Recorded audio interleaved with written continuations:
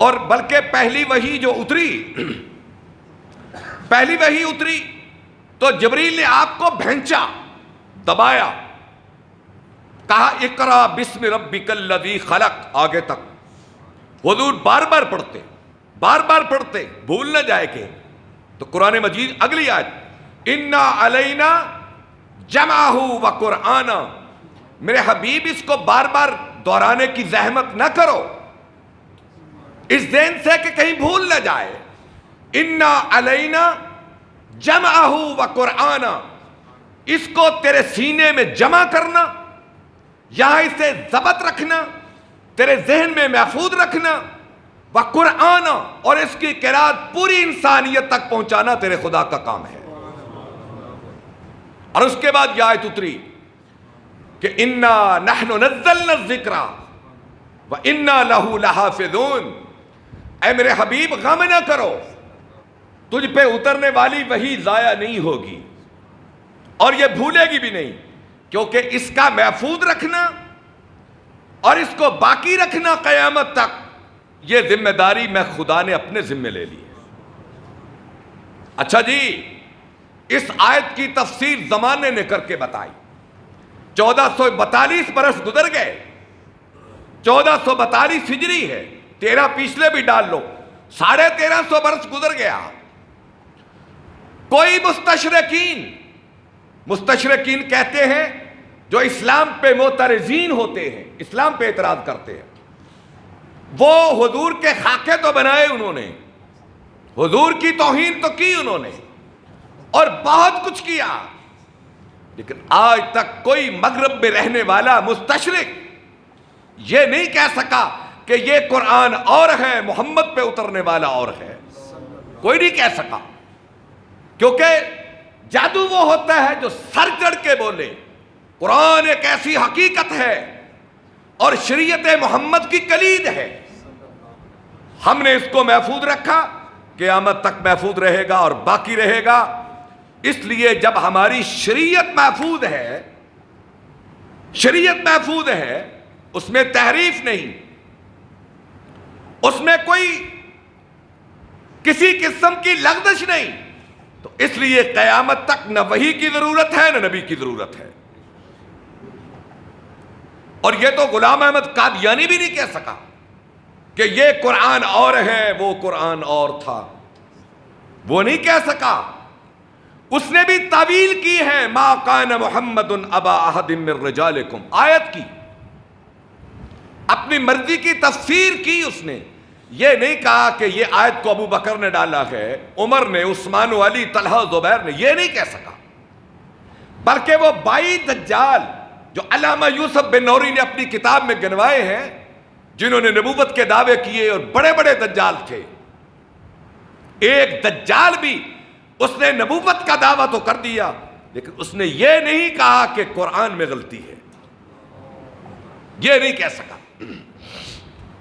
تو خیر، ہماری شریعت محفوظ ہے، کتاب الہی محفوظ ہے قیامت تک.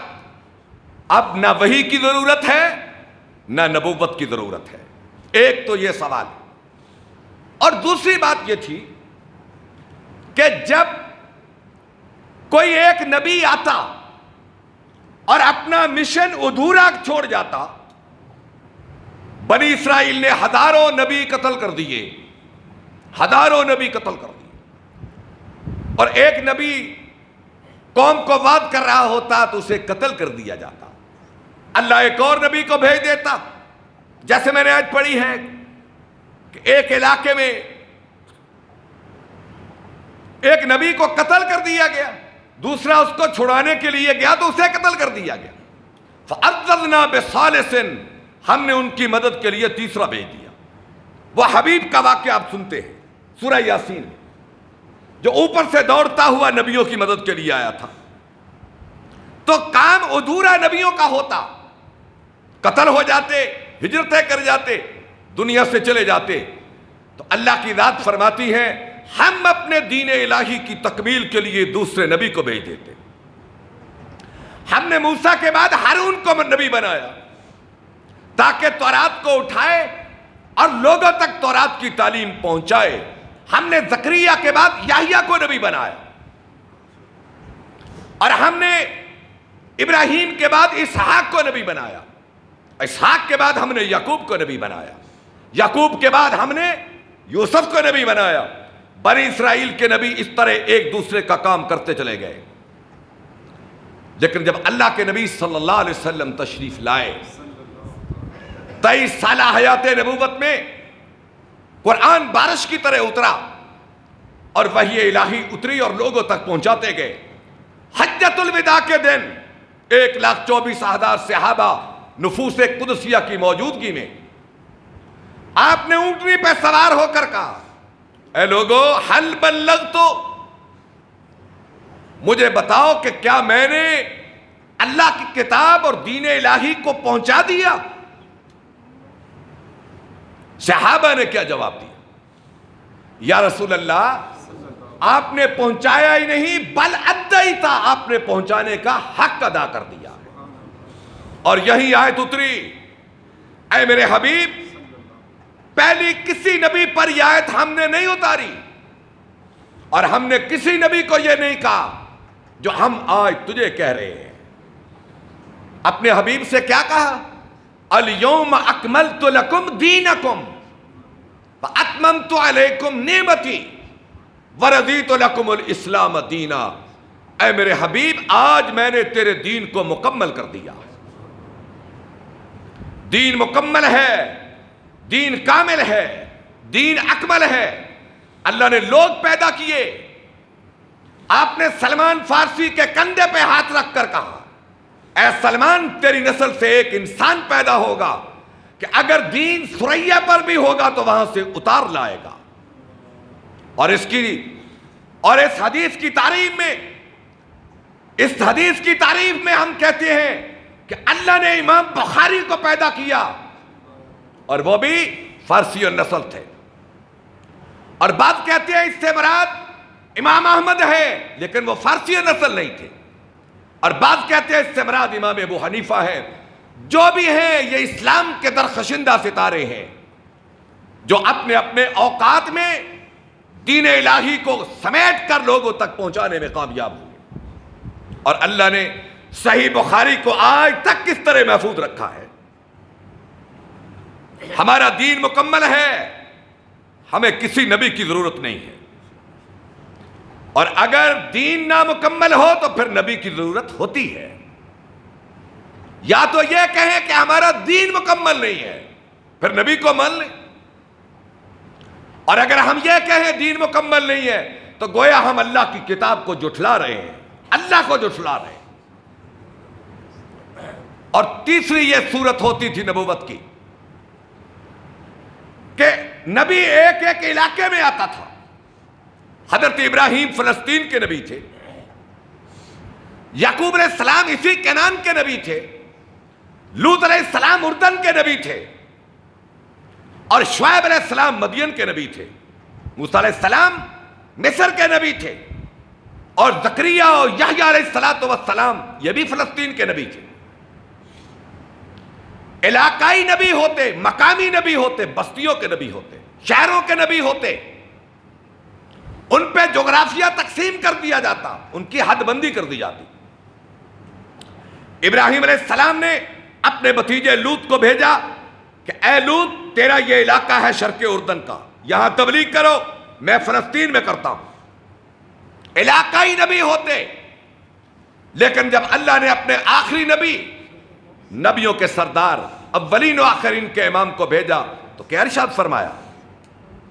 آپ نے کیا فرمایا؟ اللہ نے فرمایا وَمَا أَرْسَلْنَاكَ إِلَّا كَافَّةً لِلنَّاسِ بَشِيرًا وَنَذِيرًا۔ اے میرے حبیب، میں نے تجھ کو پوری انسانیت کا نبی بنا کر بھیجا ہے۔ قیامت تک ہر پیدا ہونے والے کے نبی ہمارے نبی ہیں، ہر آنے والی روح کے نبی ہمارے نبی ہیں۔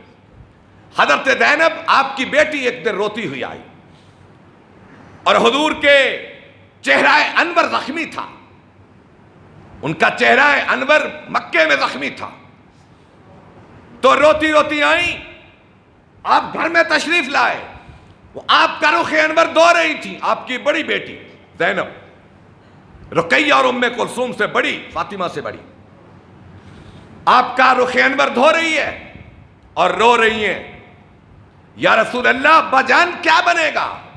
آپ نے فرمایا میری بیٹی غم نہ کرو، اللہ تیرے باپ کے دین کو دنیا کے ہر اس گھر تک جو گارے اور مٹی سے بنے گا اس تک پہنچا کے رہے گا۔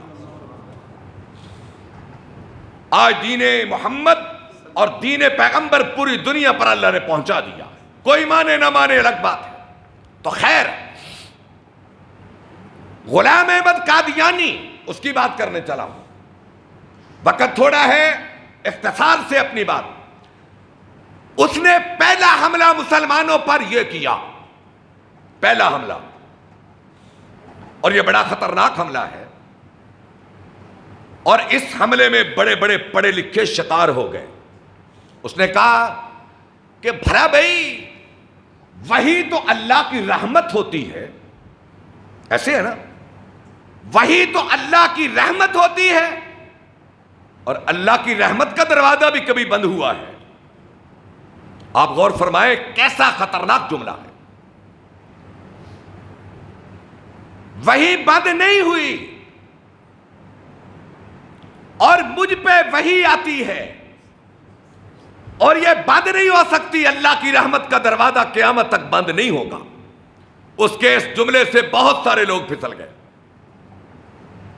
اور ایک اس نے حملہ کیا کیا، بڑا خطرناک ہے، کہنے لگا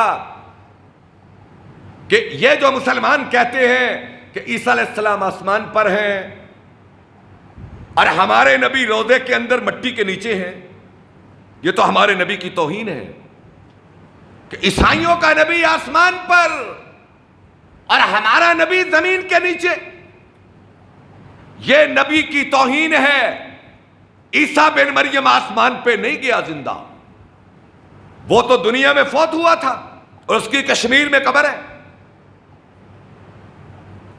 اور جس مسیح کے آنے کی آپ نے خبر دی ہے کہ زمانے کے آخر میں عیسیٰ بن مریم آئیں گے، وہ میں ہوں، وہ میں ہوں۔ اب بہت سارے لوگ پھسل گئے، بڑے لوگ پھسلے یہ بات، اور یہ مسئلہ ہے وفات مسیح کا۔ میں مسلمانوں کا عقیدہ بیان کر دوں حضرت عیسیٰ کے متعلق۔ اللہ نے حضرت عیسیٰ کو آسمان پر اٹھایا اور آسمان پہ زندہ ہے اپنی جسم و روح کے ساتھ، اور قرب قیامت دمشق کی جامع مسجد کے سفید مینارے پر اتریں گے، اور امام مہدی اس وقت دمشق میں ہوں گے، وہ ان کا استقبال کریں گے، اور امام مہدی کے پیچھے حضرت عیسیٰ نماز پڑھیں گے، پھر وہ اپنے نیزے سے دجال کو قتل کریں گے، مہدی خلیفہ بنے گا، اور مہدی کی وفات کے بعد حضرت عیسیٰ خلیفہ بنیں گے، اور حضرت عیسیٰ کو تبھی موت آئے گی اور حضور کے پہلو میں دفن کیا جائے گا۔ یہ ہے اہل سنت کا عقیدہ، اہل تشیع کا یہ نہیں ہے۔ اہل تشیع کا عقیدہ امام مہدی کے بارے میں اور ہے، یہ اہل سنت کا عقیدہ امام مہدی اور حضرت عیسیٰ علیہ السلام کے بارے میں، اور عیسیٰ علیہ السلام نبی بن کے نہیں آئیں گے، حضور کے امتی بن کے آئیں گے۔ میں تو سمجھتا ہوں شاید اللہ اپنے حبیب کو بھی یہ اعزاز عطا کرے گا، اے میرے حبیب اتنی بڑی انسانیت، آج دنیا میں عیسائیت سب سے زیادہ ہے، اتنی بڑی امت کا نبی، ہم اس کو بھی ایک وقت آئے گا کہ تیرا امتی بنا دیں گے۔ یہ اعزاز ہے اللہ کے نبی صلی اللہ علیہ وسلم کا۔ تو 1845 میں یہ پیدا ہوا،